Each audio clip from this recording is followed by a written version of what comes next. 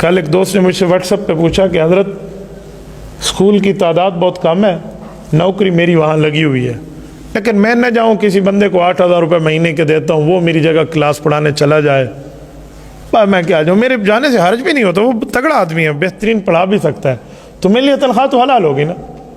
یعنی یہ مفتی سے فتویٰ نہیں پوچھ رہے، پورا لکھا ہوا بنایا ہوا ترتیب اس کے سامنے رکھ لیں، آؤ تصدیق کر دو۔ میں نے کہا بھائی جب حلال ہوگی تو نے طے کرنا ہے تو مجھ سے پوچھنے کی زحمت کیوں کی آپ نے؟ نہیں ویسے حلال تو ہوگا۔ میں نے کہا یوں پوچھتے کہ حضرت مجھے بتاؤ یہ حلال ہے یا حرام ہے؟ پکا ٹھکا 100% حرام ہے۔ پوچھو کیوں؟ میں نے کہا سرکار نے نوکری تیری لگائی ہے، حکومت سے تو نے وہاں لی ہے، اور تو نے درمیان میں بھائی والی شروع کر دی ہے، ایک اور کو لگا دیا، چلو میری طرف سے بھائی وال آئے گا، میں نہیں آؤں گا۔ یہ کیا ترتیب ہے؟ اگر تیرے جانے سے حرج نہیں ہے تو ریزائن کر لے، جان چھٹی، استعفیٰ دے دو۔ جب تیرے جانے سے حرج نہیں، کیوں کار ہے سرکار میں مداخلت کر کے وہاں کے فنڈ کو کار ہے؟ اسے تو کرپشن کی پہلی سیڑھی کہتے ہیں۔ تو ہم بعض گناہ کو گناہ بھی نہیں سمجھتے، غلطی کو غلطی بھی نہیں سمجھتے، خطا کو خطا بھی نہیں سمجھتے۔ میں رات پہنچا ہوں جھنگ سے، جھنگ میں کل پروگرام تھا ہمارا سیرت النبی صلی اللہ علیہ وسلم کے حوالے سے۔ میں راستے میں جا رہا تھا، یہ حیدرآباد تھل سے گزرا تو سگنل ڈراپ ہو رہے تھے، سگنل آ رہے تھے موبائل کے، ایک دوست کی وہاں کال آ گیا، میں نہیں جانتا کون ہے، السلام علیکم۔ وعلیکم۔ وہ سب ایک مسئلہ پوچھ رہا، میں نے کہا جی پوچھیں۔ کہتے ہیں میری نوکری لگی ہے سفارش کی بنیاد پہ، پیسے کی بنیاد پہ، رشوت کی بنیاد پہ، اور میں اس سیٹ کا اہل بھی نہیں ہوں، مجھ میں اہلیت نہیں ہے کہ میں اس سیٹ پر فرائض منصبی سر انجام دے پاؤں، لیکن مجھے سارے کہتے ہیں کہ سرکار کی نوکری ہے، تجھے خزانہ مل گیا، لے لے، سرکاری نوکری ہے، تو میں کیا کروں؟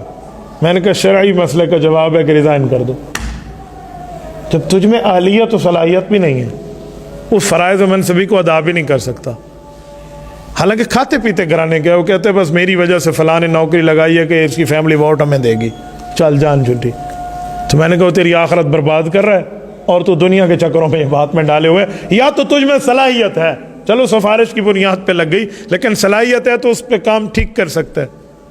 میرٹ کی دھجیاں تو نے بکھیر دی نا، وہ گناہ اپنی جگہ، لیکن تجھ میں صلاحیت بھی تو نہیں ہے، تو اس سیٹ پہ کیا فرائض منصبی سر انجام دے گا؟ کیا کرے گا تو اس لیے چھوڑ دو۔ جب میں نے اسے کہا تو مجھے ساتھ والے دوست کہتے ہیں اچھا سرکاری نوکری، میں نے کہا سرکاری نوکری کی بات نہیں ہے، پرائیویٹ نوکری کی بات نہیں ہے، بات ہے کہ بندے میں اہلیت بھی نہیں ہے، صلاحیت بھی نہیں ہے، وہ وہاں بیٹھ کے حرام نہیں کمائے گا، کیا حلال کمائے گا؟ تو حرام کمانے کے لیے اسے اجازت دے دو، جو ایک لقمہ حرام کا کھاؤ 40 دن کی نماز کے جان کے لالے پڑ جاتے ہیں۔ حضرت ابوبکر صدیق رضی اللہ تعالی نے بھول کے ایک کھجور کا دانہ کھا لیا، اس سے اجازت نہیں لی تھی، انگل مار کے دوبارہ الٹی کر کے نکال لیا کہ میں نے اجازت نہیں لی تھی، پتہ نہیں وہ دیتا اجازت یا نہیں دیتا، بندہ کہاں غائب ہے، ملے تو یا تو اس سے پوچھنا، اب تو مالک ہے ہی نہیں سامنے، کیونکہ اب 40 دن کی نمازوں کے معاملے خراب ہو جائیں گے، کیا کروں گا؟ ایک لقمہ حرام ہے، اور ہم ہر مہینے لقمہ حرام سارے لے کر بیٹھے ہوں تو پیچھے کیا بچا؟ تو ہمیں گناہ کو گناہ بھی سمجھنا چاہیے، غلطی کو غلطی بھی سمجھنا چاہیے، اور شریعت کے حکم کے مقابلے میں سر تسلیم خم کرنا چاہیے، اس پر تعویلیں نہیں کریں، ورنہ کل قیامت میں ہمارے بزرگ کہتے تھے نا آسن قبراں تے پوسن خبراں، تو آسن قبراں تے پوسن خبراں کا یہی معنی ہے کہ قبر میں پھر سب کچھ دکھ جائے گا کیا ہے اور کیا